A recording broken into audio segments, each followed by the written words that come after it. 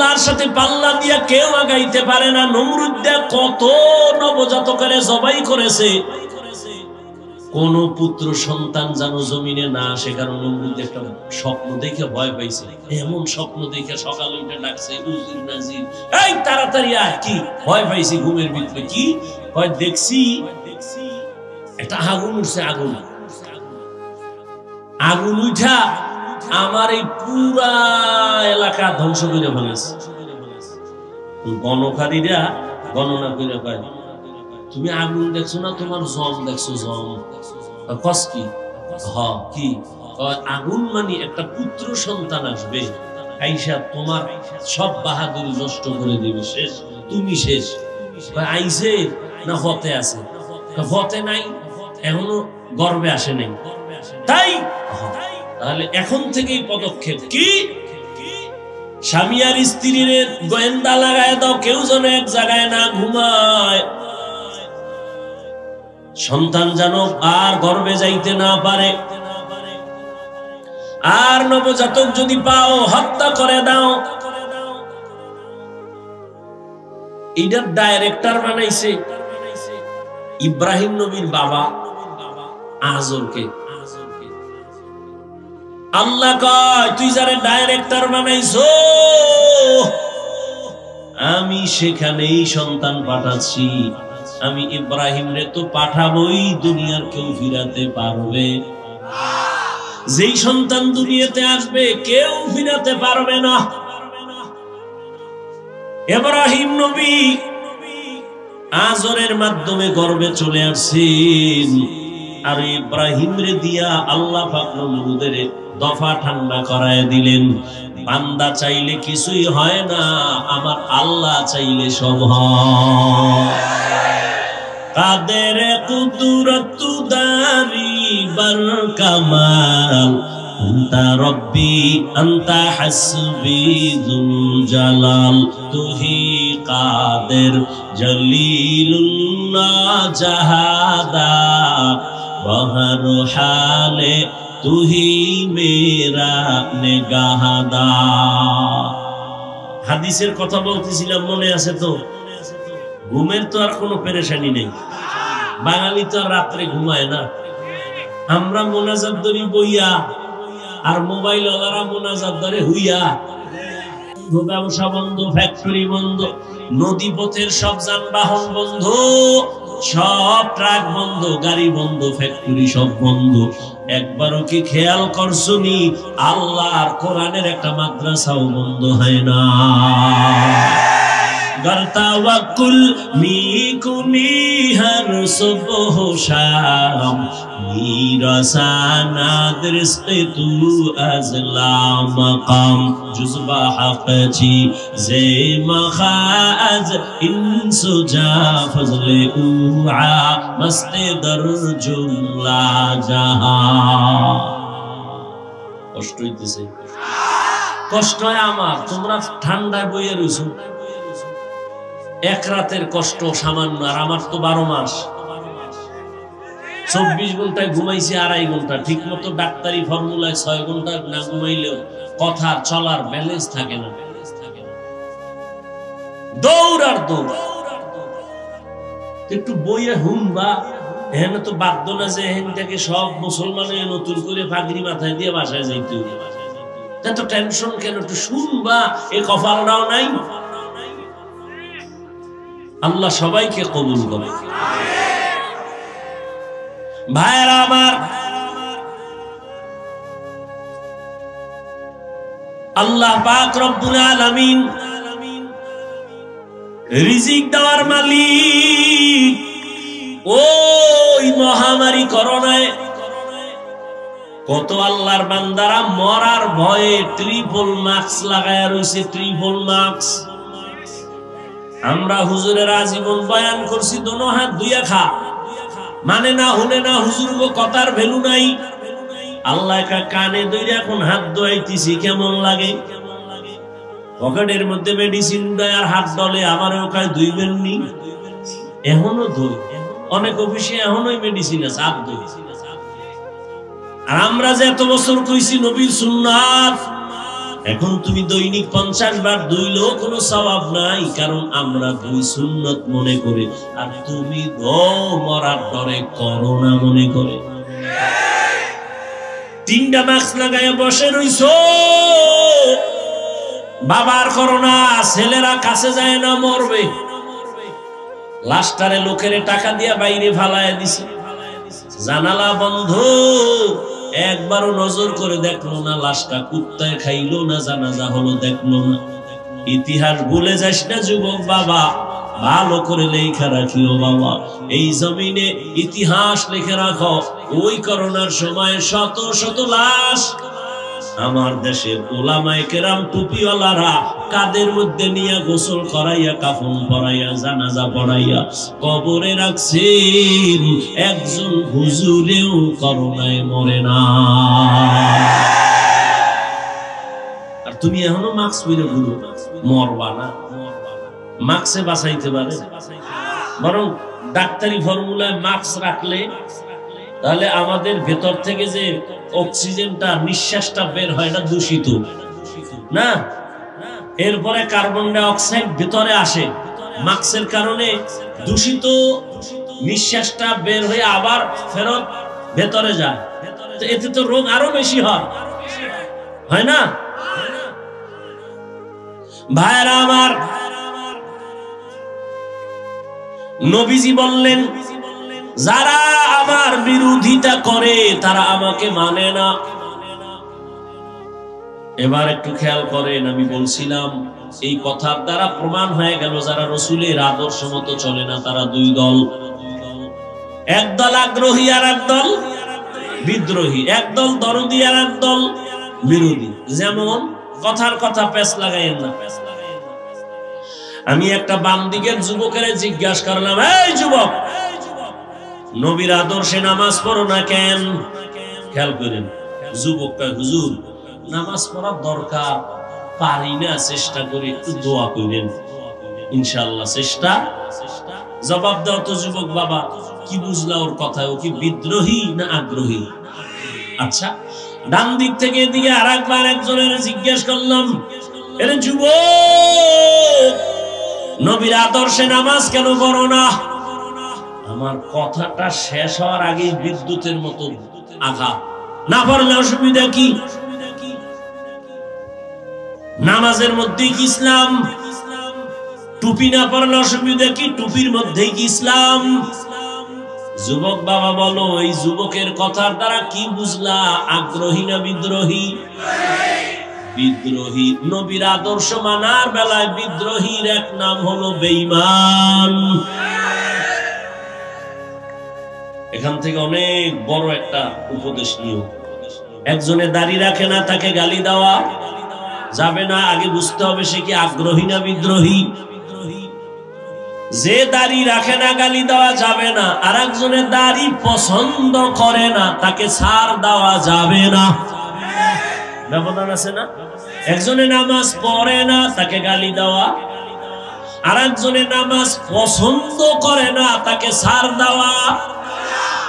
কারণ যে বিদ্রোহী সে বেঈমান।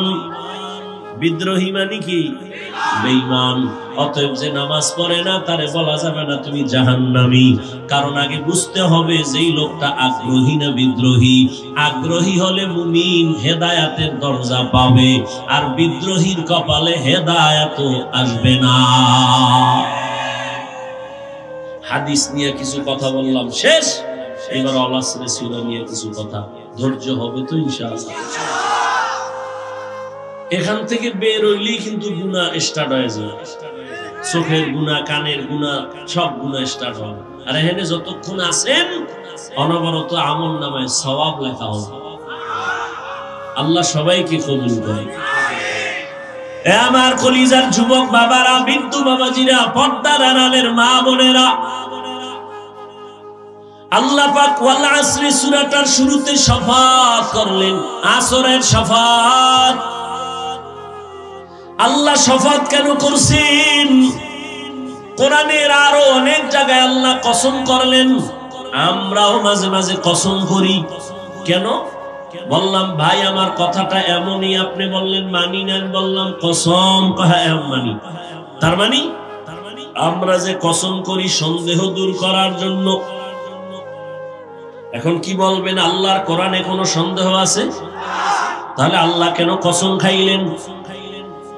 শুধু এখানে না, অনেক জায়গায় অত্তিন ওয়াজ্জাইতুন ওয়াতুরি সিনিন ওয়া হাযাল বালাদিল আমিন ওয়াস-সামাই যাতিল বুরুজ ওয়াল ইয়াউমিল মাওউদ ওয়া শাহিদিন ওয়া মাশহুদ ওয়াদ-দুহা ওয়াল-লাইলি ইযা সাজা মা ওয়াদ্দা'আকা রাব্বুকা ওয়া মা ক্বালা ওয়াশ-শামসি ওয়া-দুহাহা ওয়াল-কমারি ইযা তালাহা ওয়ান-নাহারি ইযা জাল্লাহা ওয়াল-লাইলি ইযা ইয়াগশাহা লা উকসিমু বিয়াউমিল কিয়ামা ওয়া লা উকসিমু বিন-নাফসিল লাওয়ামা। আসমানের কসম, সূর্যের কসম, রাতের কসম, রাতের অন্ধকারের কসম, দিনের কসম, চাঁদের কসম, জৈতুনের কসম, তিনের কসম, তুরে সিনার কসম, তুর পর্বতের কসম, নিরাপদ শহর মক্কা নগরীর কসম। আল্লাহ বারবার বারবার কেন কসম খাইলেন? আল্লাহ কেন কসম খাইলেন? অনেক জবাবের নির্যাস। আল্লাহর কথা সব সত্য, আগেও সত্য, পরেও সত্য, তুমি মানলেও সত্য, না মানলেও কোনো সন্দেহ নাই। থাকলে বের করে দাও। কোরআনে একটা ভুল পারলে এখন যদি বের করে দাও, আমি এখন দাড়ি কেটে ফেলবো, নামাজ বাদ দিয়া প্যান্ট শার্টটাই পরে রাস্তায় নাচ গান করবো। পারবে কেউ? ১৫০০ বছর পর্যন্ত কেউ পারে নাই, কিয়ামত পর্যন্ত কেউ পারবেও। এই কালামে জিন্দা কুরআনে হাকিম মতে উলায়া জালাসতু কাদিম। আল্লাহর কালামে সন্দেহ নাই তো কসম করলেন কেন? সব কথা গুরুত্বপূর্ণ, তবে কসমের কথাটা আরো গুরুত্ব বুঝাবার জন্য। দ্বিতীয় জবাব, কসম যেই জিনিসের উপরে আল্লাহ করছেন ওই জিনিসটা বড় দামি বুঝাবার জন্য।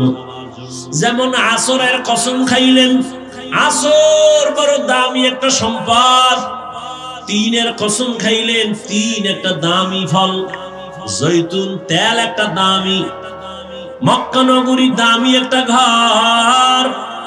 এজন্য আল্লাহ মক্কার কসম করেছেন। আসর একটা দামি সম্পদ, এই জন্য আসরের শপথ করলেন। আর কসম খাইয়া সামনে যে কথা বলবেন, এ কথাগুলো বড় দামি কথা। কি বলতেছেন? কসম খাইয়া। কসম খাওয়ার দ্বারা কথার গুরুত্ব কমছে না বাড়ছে? দেখেন, খুব খেয়াল করেন, কসমের দ্বারাই তো গুরুত্ব বেড়ে গেল। আবার আল্লাহ তাকিদ দিয়া কয়, ইন্না, নিশ্চয়ই, আল ইনসান, আল ইনসান, আলিফ লাম ইস্তিগরাকি, দুনিয়ার সব মানুষ।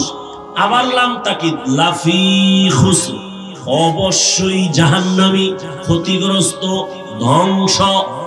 দেখেন, একটা কথা বলছে মানুষ সব ক্ষতিগ্রস্ত, এইটা বলার আগে খাইলেন কসম, আবার দুইটা তাকিদ দিলেন, নিশ্চয়ই, অবশ্যই। তাহলে কথাটার গুরুত্ব কম না বেশি? অনেক বেশি। এবার বাড়ি যাও। কেন? আল্লাহ কসম খাইয়া দুইটা তাকিদ দিয়া কয় মানুষ জাহান্নামী, তো অসুইনা লাভ কি? নামাজ পড়ে লাভ কি? আল্লাহ কসম খাইয়া কইছে সব মানুষ জাহান্নামে যাবে। আল-আসর সূরার অর্থই তো এটা, ইন্নাল ইনসানা লাফি খুসর, সব মানুষ জাহান্নামে যাবে। কসম, আসরের কসম, অবশ্যই, নিশ্চয়ই। তাহলে আর অজুইনা লাভ আছে? না রে পাগলা, আমি কিন্তু নামের ব্রেক লাগাই দিছি। কিন্তু সব মানুষ জাহান্নামে যাবে, কসম খায় বললাম সব মানুষ জাহান্নামে যাবে, অবশ্যই, নিশ্চয়ই। কিন্তু 4 গুণওয়ালা মানুষ জাহান্নামে যাবে না। কিন্তু আছে না নাই? কিন্তু না শুনে বাসায় গিয়ে ফেস লাগাইয়া ফেলাইলে উপায় কি? এক হুজুরে ওয়াজ করতেছে, গরু দিয়া কোরবানি জায়েজ নাই। কিন্তু হনে না হে ওই রাস্তা দিয়ে যাইতে যাইতে যাইতে অমুক ইমামে ওয়াজ করছে গরু দিয়ে কোরবানি জায়েজ নেই, কোন গরু এটা আর হনে নাই। পাগল আস্তা পাগল, কয় ভাই দাওয়াত, কয় আলহামদুলিল্লাহ, কয় আমনের বাড়ি, কয় নওজুবিল্লাহ।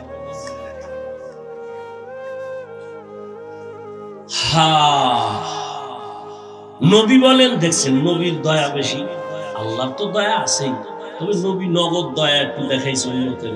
আল্লাহ একটা সব জাহান্নামী ধমক দিয়া এবার খারা খারা খারা, সব না সব না, 4 গুণ আল্লাহর বহ। ওদিকে আবার নবী মায়ার কথাটা আগে দিয়া কইয়া ফেলাইছে, সব উম্মত জান্নাতি, সব উম্মত জান্নাতি, সব উম্মত জান্নাতি। নবী কইছে সব উম্মত জান্নাতি, তার টেনশন কি? বিড়ি ফেললে আমগো নবী সুপারিশ করে জান্নাতে নিয়ে যাইব, এই আন্দাজে ঠিক কইেন না, সাবধান। নবীকে সব উম্মত জান্নাতি, কয় ঘুমাইস না, আমিও কিন্তু কিন্তু নামের ব্রেক লাগায় দিছি। সব উম্মতেরা জান্নাতে যাবে, কিন্তু আমাকে যারা মানে না তারা যাবে না। ওই যে এতক্ষণ বুঝাইছি না হাদিসটা, আল্লাহ কয় সব ইনসান জাহান্নামে যাবে, কিন্তু 4 গুণওয়ালারা জাহান্নামে যাবে না। কয় গুণ? এর মধ্যে 1 গুণ হইল সুদ খাওয়া। হ্যাঁ, আল্লাহ কয় 1 নম্বর গুণের নাম ঈমান, 2য় গুণের নাম নেক আমল। কয়টা হইল?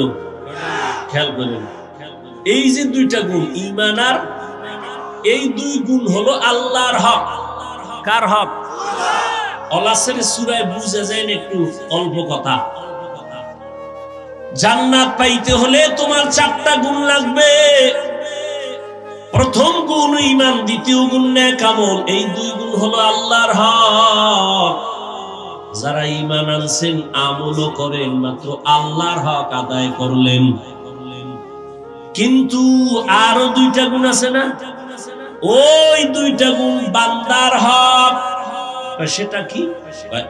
এবার বাকি 2 গুণের প্রথম হলো, যেটা 3 হবে 4 হবে, ঈমান আমলের দাওয়াত, অন্যকে দেওয়া। আমি ঈমান আনছি, আমল করি হবে না, অন্যকে দাওয়াত দেওয়া লাগবে। আমি নামাজ পড়ি, অন্যকেও দাওয়াত দেওয়া লাগবে। আমি জিকির করি, অন্যকেও দাওয়াত দেওয়া লাগবে। এটা হলো 3 নাম্বার। 4 নাম্বার, যারা ঈমান আমলের বিরোধিতা করে তাদের বাধা দাও, দিতে গেলে মুসিবত আসবে, ধৈর্য ধারণ করো। তাহলে ওই যে কথা আছে, সৎ কাজের আদেশ, অসৎ পথে, এই 2 গুণ আল্লাহর সূরায় আপনাকে চ্যালেঞ্জ দিয়ে বুঝাইলো যে শুধু ঈমান আনছেন, আমল করছেন, জান্নাত হবে না। আরো 2 গুণ আপনার আছে, অন্যকে দাওয়াত দাও, সৎ কাজের আদেশ দাও, অসৎ কাজে বাধা দাও। এখন আপনি কি এই বাকি 2 গুণ আদায় করছেননি? যদি না করেন তো জান্নাত রেডি নাই আপনার জন্য। আপনি শুধু আল্লাহর হক আদায় করছেন। এবং এখানে আরেকটা কথা মনে রাখতে হবে, আল্লাহর হক আদায়ে যদি ভুল থাকে, ত্রুটি থাকে, আল্লাহ মাফ করবেন। কিন্তু বান্দার হক আদায়ের বেলায় যদি ত্রুটি থাকে, বান্দা ক্ষমা না দিলে আল্লাহ দিবেন না। তাহলে ওয়াল আসরি সূরার দ্বারা বুঝতে পারলাম, ঈমান আর আমল থাকলেই জান্নাত পাওয়া যাবে না। আরো 2টা হক আছে বান্দার হক। ঈমান আমলের দাওয়াত, অন্যকে দাও। ঈমান আমলের বিরোধিতা যারা করে, বাধা দাও। এখন অন্য কারা, এটা আবার বুঝতে হবে। অন্য কারা? অন্য বলতে 1 নম্বরে আপনার নিজে। অন্য হলো আহাল। অন্য কি? যেমন আল্লাহ বলেন, ইয়া আইয়ুহাল্লাযীনা আমানু কু আনফুসাকুম ওয়া আহলিকুম নারা ওয়াকুদুহান নাস ওয়াল হিজারা আলাইহা মালাইকাতুন গিলাদুন শিদাদুন লা ইয়াসুনাল্লাহা মা আমারাহুম ওয়া ইয়াফআলুনা মা ইউমারুন।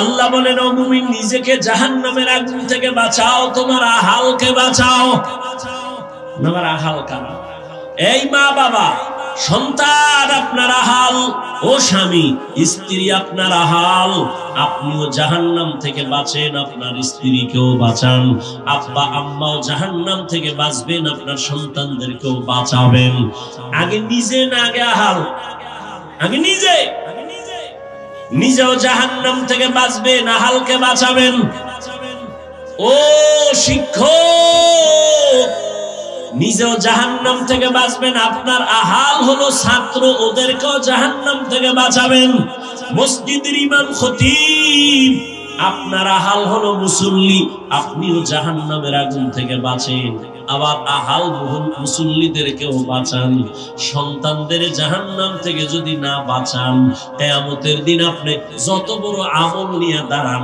সন্তানের মামলায় আপনি আটকে যাবেন কিয়ামতের দিন প্রত্যেক সন্তান মা বাবার বিরুদ্ধে আল্লাহর আদালতে মামলা করবে কোরআনের আয়াত সূরা আহজাব ৬৭ নম্বর আয়াত আল্লাহ বলবে এই যুবক নামাজ পড়ছো পড়ি নাই রোজা রাখছো রাখি নাই কেন এবার সন্তান মামলা পেশ করে রব্বানা ইন্না আতা'না সাদাতানা ওয়া কুবারানা ফাআদাল্লুনাস সাবিলা ও আল্লাহ আমি বেনামাজি হই নাই আমার মা বাবা বেনামাজি বানাইছে আমি রোজা রাখার থেকে ফিরি নাই আমার মা বাবা কোনোদিন আমারে নামাজ পড়তে বলে নাই আরে ফজরের নামাজ গাছ ভালো হলে ফল ভালো জীবনে আমার আব্বা জীবনে এই অল্প বয়সের মধ্যে দুনিয়াতে আসার থেকে কোনোদিন আমার আব্বা ফুল প্যান্ট দূরের কথা হাফ প্যান্টও পরেন নাই ল্যাংটার জীবন যাওয়ার পরে পায়জামা পরেছি লুঙ্গি পরেছি নামাজ না পড়লে ওই বেলার খানা আমার বন্ধ মা খানা দিতে গেলে মাকে ধমকায়া প্লেট ছড়াই দিতেন না খানা আমার বাবাই বলতেন জান্নাতের পথে চালাবো থাকলে থাক না হয় অন্যদিকে যা তোর মতো ছেলে আমার দরকার নাই কারণ কিয়ামতের দিন ছেলের কারণে আমি জাহান্নামে যাব এটা হবে না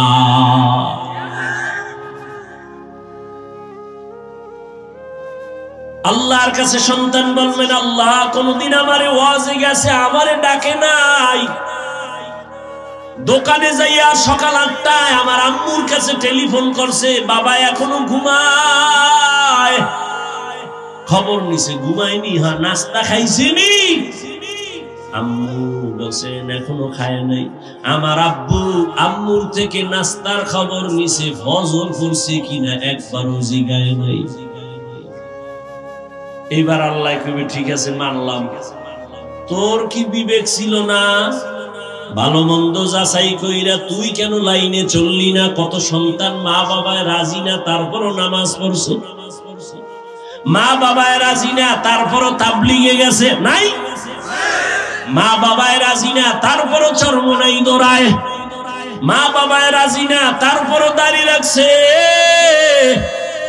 অনেক সন্তান আইসা এই নারায়ণগঞ্জের একটা সন্তান প্রত্যেক মাসের ইস্তেমা দ্বিতীয় শুক্রবার মাদ্রাসায় যায় একদিন কান্না কইরা কয় হুজুর আমি যে একটু নামাজ কালাম পড়ি আমার আব্বু আমারে বকা দেয় ভালো লাগে না এত নামাজ পড়ো কেন আব্বু রাগ কইরা আমার সাথে কথাই বলে না কি করব আমি বললাম খবরদার একটু খারাপ আচরণ করবি না মাওলার কাছে নামাজ পড়ে দোয়া কর আল্লাহ আমার বাবারে হেদায়েত দান করো কিয়ামতের ময়দানে সব মা বাবা আসামির কাঠগড়ায় দাঁড়াবে সন্তান বলবে আল্লাহ আমার মা বাবার কারণে আমি গুনাহগার হয়ে গেছি আমার মা বাবাই তো আমারে মোবাইল কিনা দিছে আমার মা বাবা এমবি ভরার টাকা দিছে আমার মা বাবা কোনোদিন আমারে বসাইয়া বুঝায় নাই আমার মা বাবাই তো আমার বিয়ার সময় যৌতুক খাইছে আমার মা বাবাই পাগল হয়ে গেছে যৌতুকের জন্য ও আল্লাহ আমার দোষ কি কাহা তোর বিবেক দিয়ে সঠিক পথে কেন চললি না আল্লাহ ভুলে গেছে এখন কি উপায় তোর বিবেকের বিচার করবি ইন্নাস সামআ ওয়াল বাসারা ওয়াল ফুআদ কুল্লু উলাইকা কানা আনহু মাসউলা। বিবেকের বিচার হবে। এবার সন্তান এটা আবদার করবে, কোরআনের কথা। ও ভাই, আমাগো এত পাওয়ার কেন? এই আমাকে এত পাওয়ার কেন, এত শক্তি কেন, এত কথার হিট কেন? আমগো সব পাওয়ারের মূল আল্লাহর কোরআন। আমগো এটার এত পাওয়ার পৃথিবীর কেউ এর ভুল বের করতে পারে না। এজন্য আমগো পাওয়ার। আমগো টাকা নাই, অস্ত্র নাই, বাড়ি নাই, গাড়ি নাই, অরপরও দুনিয়ার সব অস্ত্রধারী টাকাওয়ালা সন্ত্রাসীরা টুপিওয়ালা মুসলমানের ভয় পায় কেন? মুসলমানের সাহসিকতা, সততা একটা বড় অস্ত্র। এবার সন্তান বলবে, আল্লাহ আমার একটা আবদার আছে। কি কর? এবার কোরআনের আয়াত। সন্তান বলবে, রব্বানা আতিহিম যিফাইনি মিনাল আযাব ওয়ালআনহুম লা'নান কাবীরা। আল্লাহ, আমার বিবেকটারে একটু কাজে লাগাইলে হয়তো পারি নাই, তবে আব্বা আম্মার কারণে বেশি হয়েছে। এবার তুমি আমারে যদি শাস্তি দাও, আমার দাবি হইল আমারে যদি তুমি বেতের বাড়ি একটা দাও, আমার মা বাবারে ডবল দিতে হবে। কোরআনের আয়াত। আমারে যে শাস্তি দিবে তার ডবল শাস্তি আমার মা বাবাকে দাও। ও যুবক, কিন্তু খবরদার, মা বাবার সাথে কখনো খারাপ আচরণ করা যাবে না। নবী বলছেন, কাফেরও যদি বাবা মা হয় খারাপ আচরণ করা যাবে না। এই আল্লাহর বান্দা, কারণ আমাকে এই চেয়ার পর্যন্ত পৌঁছানোর ক্ষেত্রে আমার মা বাবার কি পরিমাণ ঘাম ঝরলো, কত না খাইয়া থাকলো। আমার আম্মা মা আমারে গর্বে নিয়া কত রাত ঘুমাইতে পারে নাই, কত রাত্র খানাও খাইতে পারে নাই। আমার নিয়ে জীবনটা কাটায় দিল মা বাবা। আমার বাবা মানুষের কত বকা শুইনা কামাই রুজি কইরা নিজে খায় না, সন্তানের খাওয়ানোর জন্য পাগল। কত বাবারা ঘর থেকে বের হইয়া মানুষের সাথে তর্ক বিতর্ক কইরা কামাই কইরা বাসায় যায়। ওরে বাবা, কত গালি শুনে, কত মানুষের সাথে ঝগড়া করিয়া কামাই করে, নিজের জন্য কিছু করে না, স্ত্রীর মুখে হাসি ফুটানোর জন্য আর সন্তানের জীবন বাঁচানোর জন্য এত কষ্ট করে বাবা। ওই বাবার সাথে খারাপ আচরণ করা জায়েজ নাই। মা তোমাকে আমাকে নিয়ে যে কষ্ট করেছেন, গর্ভ ধারণ করেছেন, আমার আম্মা জানের কণ্ঠের আওয়াজ ভিন্ন ঘরের ওয়ালারা শুনে না, পাশের ঘরওয়ালারাও শুনে না। কিন্তু আমার আম্মা আমারে গর্বে নিয়ে যেদিন আমি দুনিয়াতে আসবো, প্রসব বেদনায় আমার আম্মা এত চিল্লাইয়া কান্না করছেন, পাশের বাড়িওয়ালারাও ঘুমাইতে পারে নাই। আমার আম্মা বেকারার হয়ে কান্না করেছেন। আমার মা আমার বাবার হাত ধইরা দাবি ছাড়ায় বলছে, স্বামী তোমার ঘরে এসে খেদমত করতে পারি নাই, সন্তানের প্রসব বেদনা সইতে পারি না, মরিয়া যাব, আমারে দাবি চাইরা দিও, মাফ করিও। এমন কষ্ট যেই মা করেছেন, ওই মার কলিজায় যদি আঘাত দাও, আল্লাহর কসম মরার আগে পঙ্গু হইয়া বিছানায় পড়বি, চাকার তলে তোর মাথা ঢুকবে, তুই টের পাবি না কখন ঢুকছে।